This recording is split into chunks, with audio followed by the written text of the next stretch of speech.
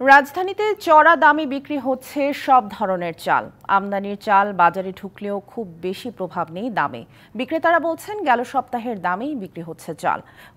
মোহাম্মদপুর কৃষি বাজার পাইকারি চালের আড়তে মিনিকেট বিক্রি হচ্ছে মানভেদে ৭২ থেকে ৮২ টাকা কেজি, নাজিরশাইল ৭২ থেকে ৯২ আর BR-২৮ চালের দাম পাইকারিতে ৫৮ থেকে ৬২ টাকা।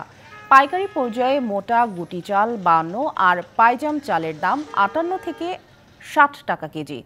এসব চাল খুচরায় বিক্রি হচ্ছে কেজিতে ৩ টাকা বাড়তি দরে। খুচরা বিক্রেতারা বলছেন দাম বাড়ায় কমেছে বিক্রি। ক্রেতাদের অভিযোগ, চাল সহ অন্য নিত্যপণ্যের দাম নিয়ন্ত্রণে নজরদারিতে ঘাটতি আছে সরকারের। লাগামহীন দামের কারণে অনেকেই কমিয়ে দিচ্ছেন কেনাকাটা। কষ্ট বাড়ছে নিম্ন ও সীমিত আয়ের মানুষের।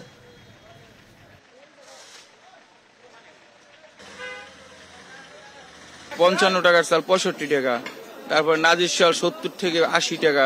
যার জন্য দামটা এখন বেশি কারণে মানুষ বিক্রিটা কম। আর দেশি মিনিকেট বর্তমানে নিম্ন রেট হল আপনার ৭৫ আর উপরে চলতেছে ৮০-৮২। ইন্ডিয়ান চাল আসার পর বাজার মোটামুটি এক পর্যায়ে আছে, মানে বাড়ে নাই কমও নাই।